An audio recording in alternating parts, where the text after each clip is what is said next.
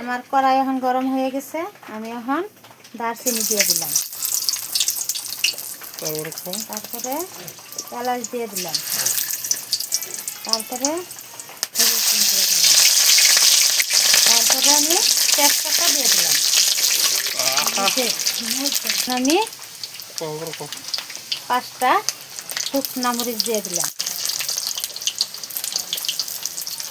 ঠিক আছে, তখন আমি পেঁয়াজ দিয়ে দিলাম, তারপরে রসুন দিয়ে দিলাম,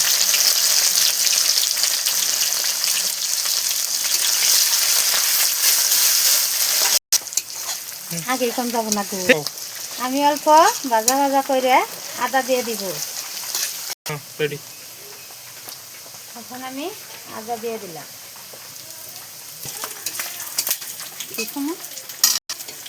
এখন আমি মাংস দিয়ে দিব না। এখন আমার ভাজা ভাজা হয়ে গেছে, এখন আমি মাংস দিয়ে দিব, মাংস দিয়ে দিলাম।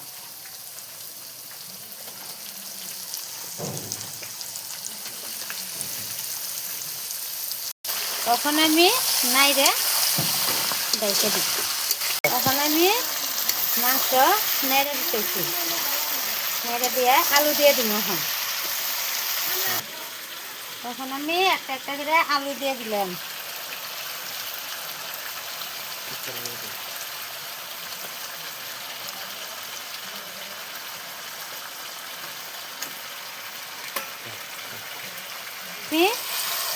তখন আমি নাড়া দিয়ে মিক্স করে দিতেছি।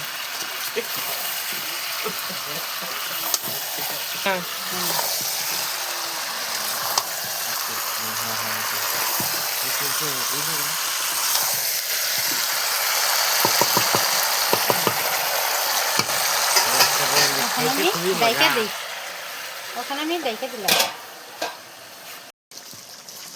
আমি এখন নাড়াচাড়া করে অল্প পরিমাণ মতন পানি দিয়ে দিলাম,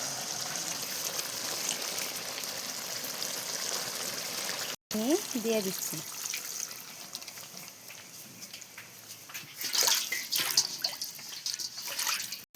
পানি দেওয়া হয়েছে, তখন আমি নাইরে ডাইকা দিই।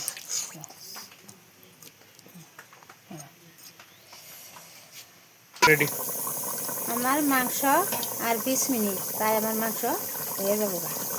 আমি এখন নামাবো মাংস। আমার মাংস আর 20 মিনিট লাগবে, তাই আমার মাংস হয়ে যাবে। 20 মিনিট পরে আমার ঢাকনিটা আমি গুছিয়ে দিব। আমার 20 মিনিট হয়ে গেছে, আমি এখন গুছাবো। কি সুন্দর কালার হয়েছে আমার তরকারি, অনেক স্বাদ হয়েছে। দেখছেন কি বন্ধুরা, আমার তরকারি কিরকম কালার হয়েছে। এখন আমি গ্যাসটা নিভিয়ে দেব।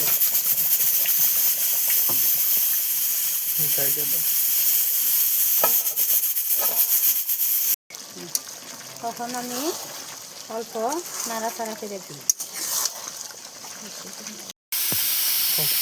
দেখো বন্ধুরা, আমার তরকারি কত সুন্দর কালার হয়েছে।